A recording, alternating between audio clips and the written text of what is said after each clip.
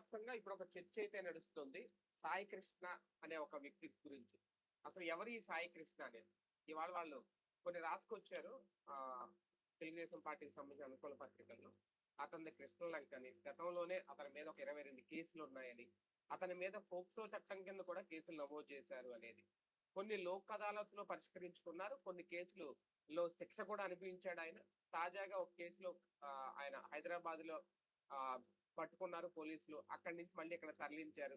అయితే lockup death జరిగిందా లేదా అనే దానికైతే క్లారిటీ లేదు, కానీ లాకప్ డెత్ జరిగింది అనేది వాళ్ళ కుటుంబ సభ్యులు ఆరోపిస్తున్న పరిస్థితి.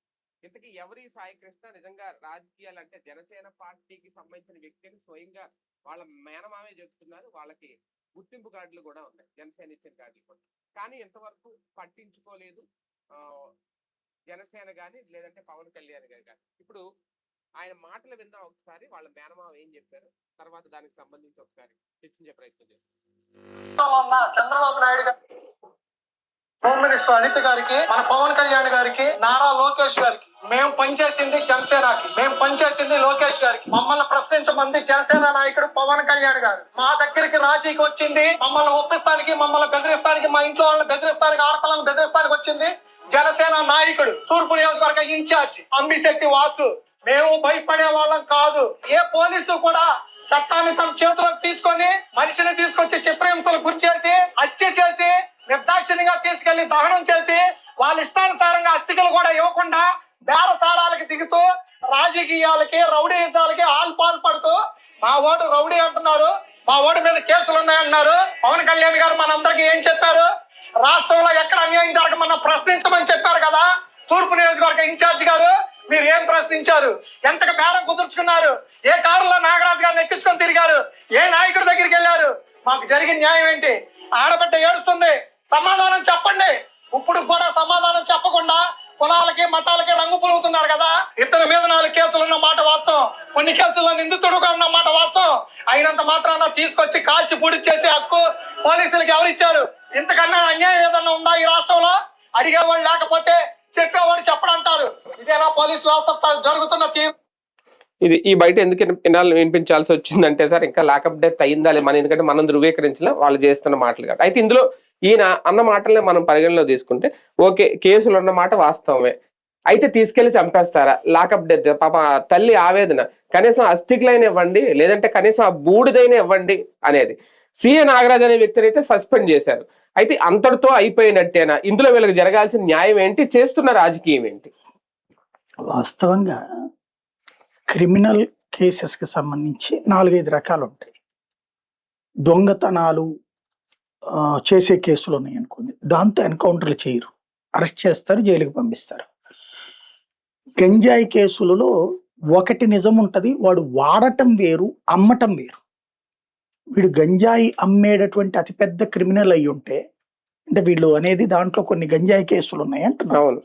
గంజాయి కేసులలో ఒకసారి గంజాయి అమ్ముతూనో ఇది వాడుతూ పట్టుబడ్డాడంటే, వాడిని వాడుతూ పట్టుబడినప్పుడు కేసు పెట్టి అరెస్ట్ చేయడానికి ఉండదు. అప్పుడు విక్రేత కింద చూపెడతారు దాంట్లో. ఓకే, ఆ తర్వాత అప్పుడప్పుడు ఎప్పుడు కేసులు దొరకనప్పుడు తీసుకెళ్ళడం అనేది నడుస్తుంది. 1-4 కేసులు నడుస్తాయి. నిజమైనటువంటి ఇతను గంజాయి స్మగ్లరు, లేకపోతే వాళ్ళు చెప్పినట్టే హైలీ క్రిమినల్ అయ్యి ఉంటే, రాజకీయంగానో లేకపోతే పెద్ద పలుకుబడి ఉన్నోడైతే, వాళ్ళ మేనమామ చెప్పినట్టు 350 రూపాయలకి కూలీ పని ఎందుకు చేస్తాడు? అంతే కదా. ఒకటి కరెక్ట్, పెంపకం సరిగ్గా లేదు, వాడు బాధ్యతాయుతంగా పెరగలేదు. బాధ్యతారహితంగా పెరిగినప్పుడు తల్లిదండ్రుల ఆలనా పాలన సరిగ్గా లేదనుకుంటా. మరి తండ్రి లేడు, తండ్రి ఉంటే తండ్రి కూడా వచ్చి ఉండేవాడుగా, తల్లే కనబడుతుంది. అంటే ఒక తల్లి పాల ఇదయ్యేటప్పటికి సహజంగా కాస్త రఫ్ అండ్ టఫ్ గా పెరిగి ఉంటాడు. వాడికి ఆ రీల్స్ చూస్తుంటే ప్రొఫెషనల్ వాడెవడు కూడా రీల్స్ చేయడు. కక్కుర్తిగాడు లేకపోతే నోటి దోలగాడు ఎవడైనా సరే, నేను మీ అంతు చూస్తాను, తుపాకీతో పేల్చేస్తాను ఎవడు చేస్తాడు రీల్స్? ఉడుగుమోత్తనంతో, పిల్లతనంతో, పిల్ల చేష్టలు ఉన్నోడు. అది పిల్ల చేష్టలు ఉన్నోడు దౌర్జన్యం చెయ్యొచ్చా? చేయకూడదు. వాళ్ళకి ఎట్లాంటి ట్రీట్మెంట్ ఇవ్వాలి?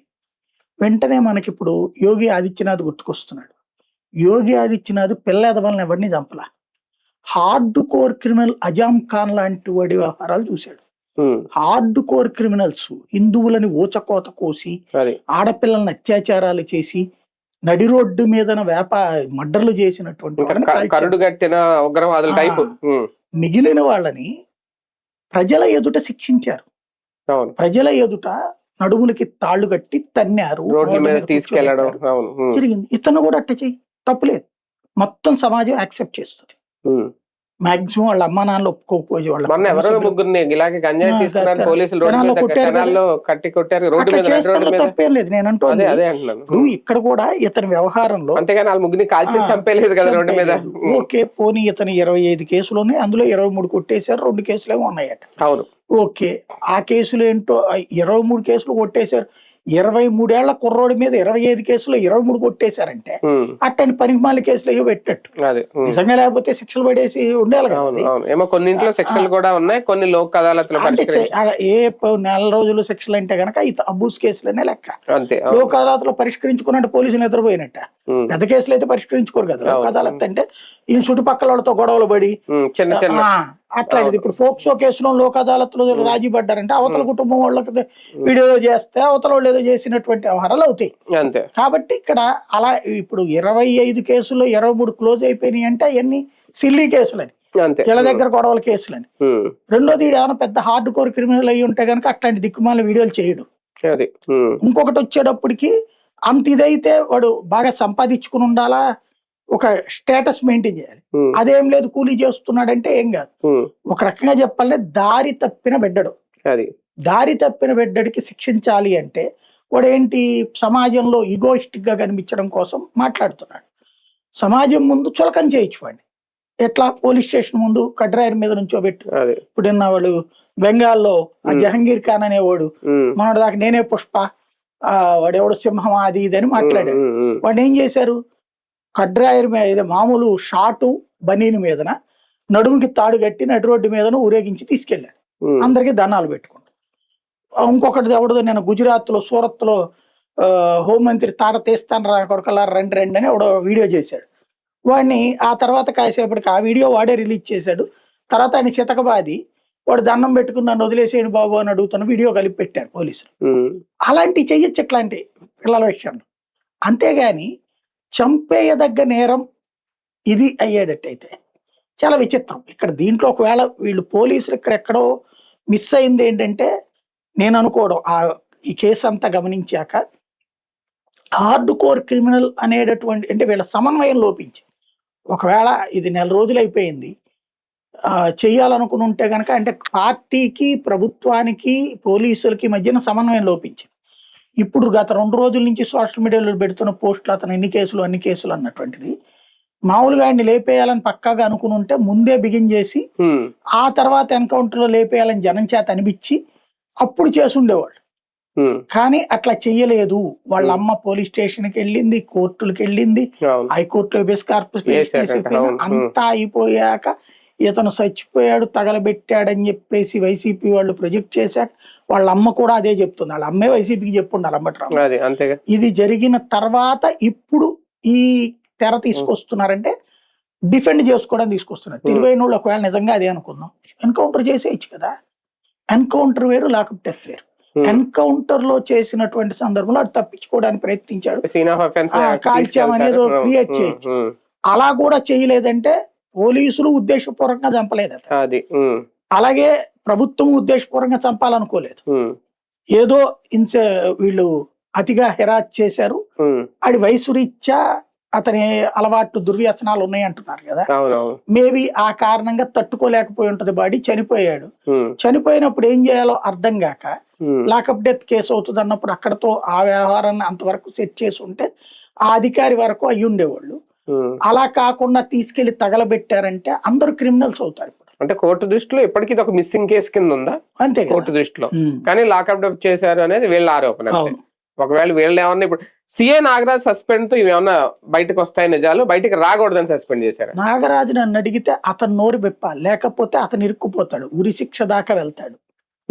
ఇవాళ తప్పించుకున్న ఒకవేళ రేపు గవర్నమెంట్ మారిందంటే కనుక వదిలిపెట్టరు వాళ్ళు. ఎందుకంటే వాళ్ళకి కోపం ఉన్నది కాబట్టి ఆ కోపం తీర్చుకోవడానికి ఈవెన్ కమిషనర్ కూడా వాళ్ళు వదిలిపెట్టరు. రాకూడదని కోరుకుంటే ఓకే, జగన్ రాకపోతే వీళ్ళు అదృష్టవంతులు. వస్తే గనక ప్రమాదకరం వీళ్ళకి. ఎందుకు అంటే ఇప్పుడు ఆ అమ్మాయిది ఉంది కదా నా ఈ కేసు ముంబై నటి కాదంబరి జత్వాని అనేది అమ్మాయి కేసులో ఏం చేశారు, ఏమీ జరగల, మర్డర్లు జరగలేదు, రేపులు జరగలేదు. జిందాల్ అనేటటువంటి అతన్ని అమ్మాయి బ్లాక్ మెయిల్ చేసింది. జిందాల్ జగన్ కి చెబితే జగన్ పోలీసులు చెబితే పోలీసులు అమ్మాయిని హెరాస్ చేసి ఆ కేసు రోజున అటెండ్ కాకుండా అడ్డుపడ్డారు. అమ్మాయి సాక్ష్యం చెప్పాల్సిన రోజున అటెండ్ కాకుండా అడ్డుపడ్డారు. కేసు క్లోజ్ అయిపోయింది. ఆ రోజున కోర్టు మేనేజ్మెంట్ కోసం వీళ్ళు ఇక్కడ చేశారు, అమ్మాయిని విత్డ్రా చేసుకోమని చేసుకోనంటే ఆ పని చేశారు. ఇది ఆనాడు జరిగింది. ఇందులో మటర్లు లేదు, ఏం లేదు. అధికార దుర్వినియోగం చేశారు జిందాల్ కోసం. జిందాల్ని ఏమన్నా అరెస్ట్ చేసి జైల్లో పెట్టారా? పెట్టలేదు కదా. కానీ ఎవరిని, డీజీ స్థాయి అధికారిని జైల్లో పెట్టారు. రోజుల తరబడి కదా, నెలల తరబడి. డీజీ స్థాయి అధికారి ఆంజనేయులు గారిని పెట్టారు కదా. పోలీస్ కమిషనర్, డీసీపీ వాళ్ళందరినీ సస్పెండ్ చేశారు కదా. సిద్ధార్థ్ కౌశల్ విజయవాడ పోలీస్ కమిషనర్ గా చేసిన విశాల్ గుండి వీళ్ళందరినీ తీసుకెళ్లి చేశారు కదా. అక్కడ ఉన్న ఎస్ఐ సిఐలందరి మీద కేసులు పెట్టారు, అరెస్ట్ చేశారు కదా, జైలు పెట్టారు కదా. వాళ్ళందరూ ఏం చేశారు? మర్డర్లు చేయలేదు, రేపులు చేయలేదు. ఇంతమంది మొత్తం వ్యవస్థని మేము చాలా పర్ఫెక్ట్ పవర్ఫుల్ అని చెప్పడానికి చేశారు. గుడ్, బాగుంది. న్యాయం కోసం మీరు ఒక ఆడపిల్లని కాపాడడం కోసం ఇంత చేశారు. ఇప్పుడు ఇంకొక ఆడపిల్ల ఏడుస్తోంది, తన బిడ్డ ఏడని అడుగుతోంది. ఆ బిడ్డని చంపేశాను నేను, వెళ్ళి ఫోటోకి దండ వేసుకెళ్ళు నువ్వు అని చెప్పి వాళ్ళ అమ్మని పిలిచి చెప్పారు పోలీసులు. అట్లాగే ఆమె ఫోన్ లాక్కుని ఆమె ఫోన్ నుండి ఎవరెవరికో ఏమేమో ఫోన్లు చేశారు. ఆ ఫోన్ ఇవ్వమన్నా ఇవ్వలేదు. ఒక మహిళ ఏది మహిళల రక్షణ కోసం ఏర్పడ్డటువంటి ఒక అద్భుతమైన వ్యవస్థ. గతంలో బూతులు తిట్టే ప్రభుత్వాలు కాకుండా అద్భుతమైనటువంటి మహిళా సంరక్షణ కోసం పుట్టినటువంటి బాబు గారు, మహిళల కోసం ప్రాణాలు ఇచ్చేటటువంటి చిన్నబాబు గారు, మహిళల ఆత్మగౌరవం కోసం పోరాడేటటువంటి పవన్ కళ్యాణ్ గారు ఒక మహిళ కంటతడి పెడుతుంటే దానికి సంబంధించినటువంటి దర్యాప్తులో అనుసరించేటటువంటి విధానం ఇదే. మరి ఒక సిఐతో క్లోజ్ చేద్దాం, లేకపోతే మనం ఎదురుదాడి చేద్దాం. కాదంబరి జత్వాని కేసులో వైసీపీ వాళ్ళు ఎదురుదాడి చేసిన కొంతమంది మీద కేసులు పెట్టారు. మరి ఇక్కడ వచ్చేటప్పటికి ఏమవుతున్నది? మనం ఎదురుదాడి చేస్తుంది, కూటమి ఎదురుదాడి చేస్తుంది, ప్రభుత్వం ఎదురుదాడి చేస్తుంది. కానీ ఈ కేసులో ఓకే, ఆయన నేరస్తుడు అయి ఉండొచ్చు, కేసులు ఉండొచ్చు, ఓకే, అదంతా ఒకటి. కానీ ఇతన్ని అడ్డు పెట్టుకొని, ఈ లాకప్ డెత్ అడ్డు పెట్టుకొని రాజకీయం చేయాలనుకుంటున్నారు. ఇందులో వీళ్ళ మరీ విచిత్రం. ఇవాళ ఆంధ్రజ్యోతిలో చూస్తే జగనేనన్నా మాట్లాడాడంట, అందరికి ఇలా మీరు రెచ్చగొట్టేలా చేయండి, ఇది ఈయనే చెప్పారు అనేది. మరి ఆంధ్రజ్యోతి వాళ్ళు చూసే చెప్పారో ఏంటో తెలియదు. కానీ మొత్తం అంతా అంటే దీన్ని ఇప్పుడు అంబటి రాంబాబు గారు వీళ్ళందరూ మాట్లాడడం, వైసీపీకి అంటగట్టే ప్రయత్నం చేయడం, అంటే వైసీపీ ఎంటర్ అయిందనా, లేదంటే పవన్ కళ్యాణ్ ఇందులో మాట్లాడలేకపోతున్నారా? వాళ్ళు చూపిస్తున్నారు కార్డులు కూడా, మేము జనసేన కార్యకర్తలమే, ఇదిగో మా గుర్తింపు కార్డులను చూపిస్తున్నారు. అయినా ఇంతవరకు బేరసారాలు ఆడుతున్నారు తప్ప దీని మీద వాళ్ళకి న్యాయం చేసే దిశగా జనసేన కూడా స్పందించట్లేదు. ఎందుకు? ఇందులో జగన్ కి నటించడం చేత కాలేదనిపించింది నాకు. ఇప్పుడు పవన్ కళ్యాణ్ మన ప్రొఫెసర్ నాగేశ్వర్ విషయంలో ఏమన్నారు, ఆయన ఎట్లాంటి సమాచారం వచ్చింది అన్నాడు.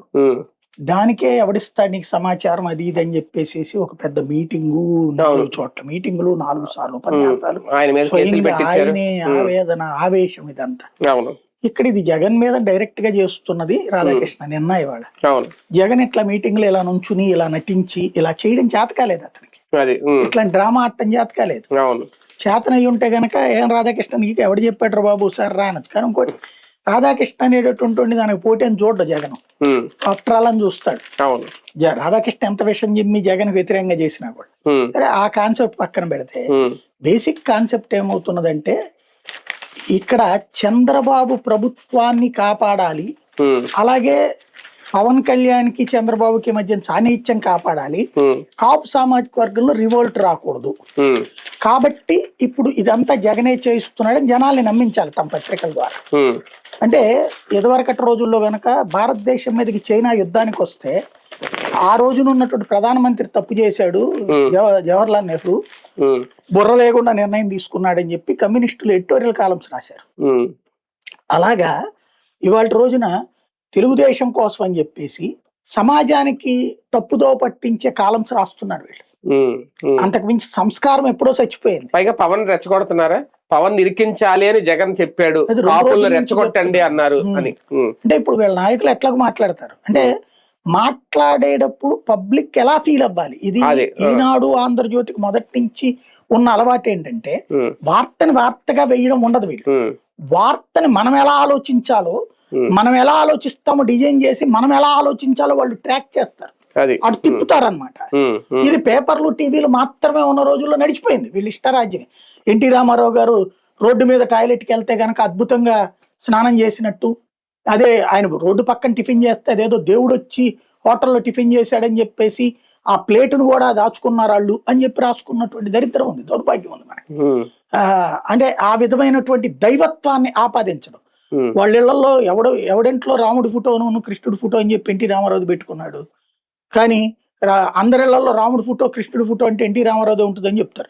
మన ఇళ్లలో ఉన్నాయి, మనం నా చిన్నప్పటి నుంచి చూస్తున్నాం. మా ఇంట్లో అయితే కృష్ణుడి ఫోటో లేకపోతే రాముడి ఫోటో అంటే పటం అంటే ఆ తరహా ఇదే ఉంటది, కానీ రామారావు దీని లేకపోతే అట్లా. కానీ వీళ్ళు అట్లా రాశారు వార్తలు. అలాగే మానసికంగా మనల్ని బానిసల్ని చేస్తారు వీళ్ళు. ఇప్పుడు మానసికంగా మనల్ని రివోల్ట్ చేస్తున్నారు, రెచ్చగొడుతున్నారు వీళ్ళు, భయపెట్టే, అంటే మనల్ని ఒక అసహ్యకరమైనటువంటి విధంగా ట్రీట్ చేస్తారండి. ఇక్కడ ఏంటి, జగన్ అనేటటువంటి గొడవలు చేస్తున్నాడు, జనసేన వాళ్ళందరూ ఆడి మీద పడిపోయింది, మీరు ఇతని కాపాడేయండి, ఏది ఇతని తిట్టండి.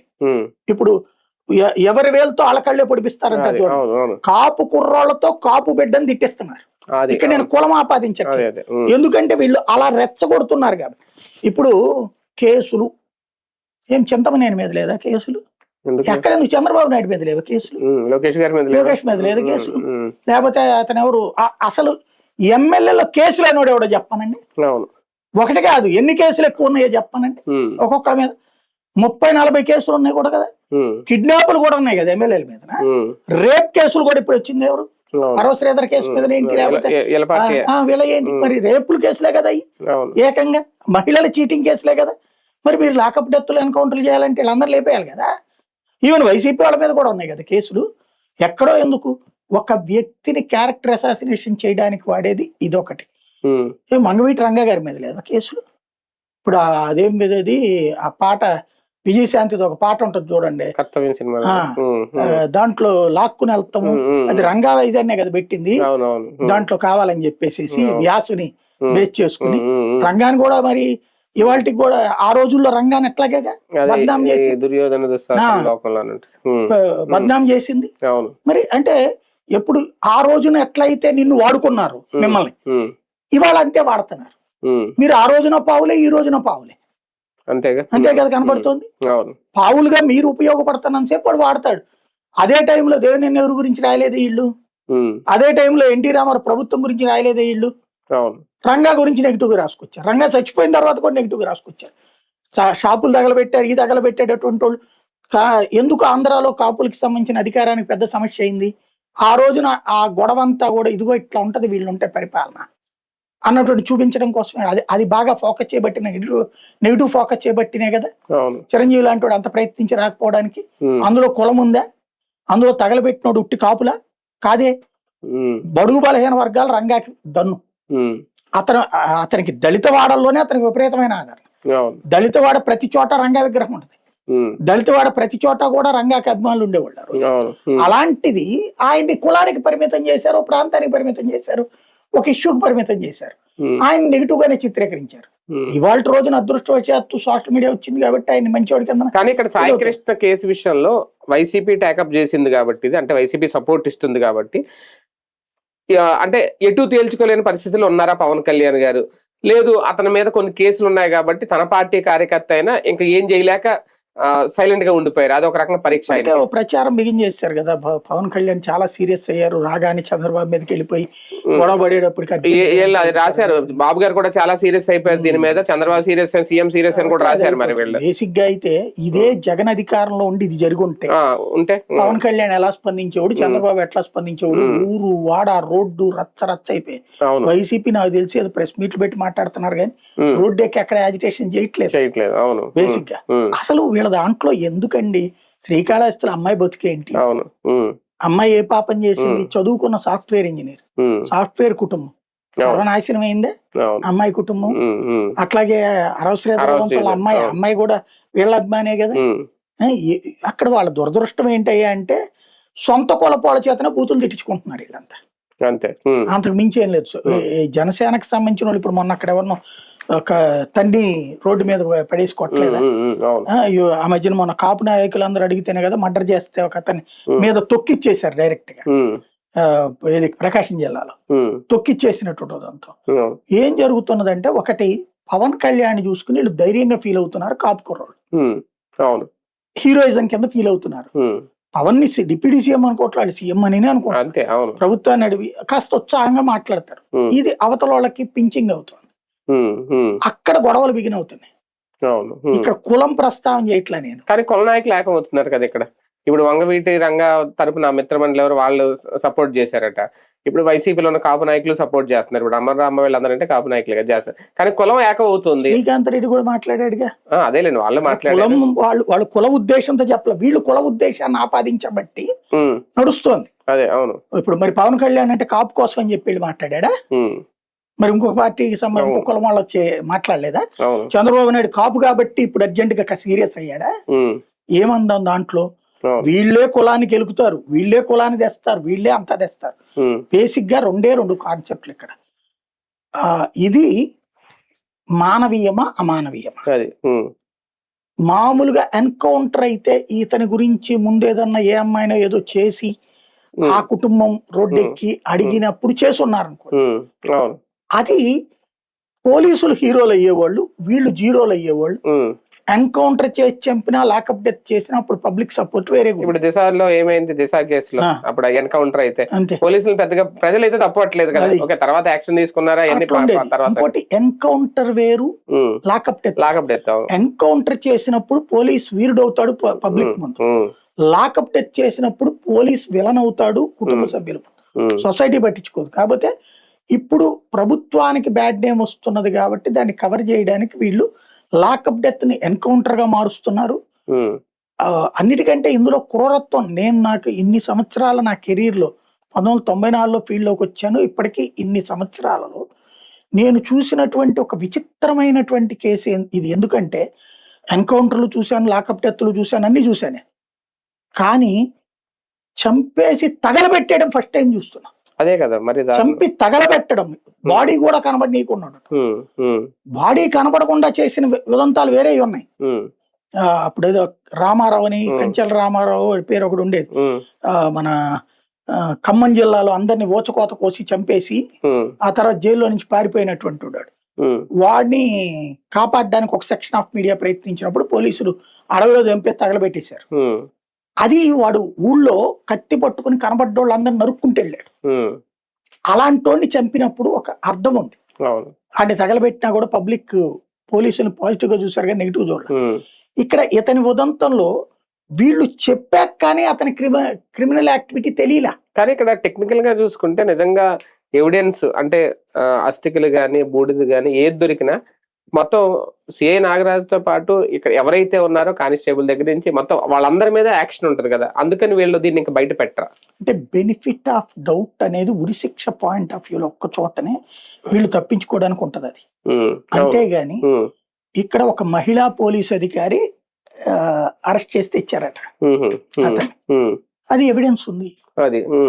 ఆ తర్వాత ఈ పోలీస్ స్టేషన్ తీసుకొచ్చినట్టు వీళ్ళ సీసీ ఫుటేజ్లు ఉంటాయి. ఇప్పుడు ఏమైనా మార్చినా కానీ కుదరదు కదా, ఈ మధ్యన కోర్టులు అడిగి ఉన్నాయి కాబట్టి, ఏదో వీళ్ళు ఏమైనా సేకరించి ఉండొచ్చు.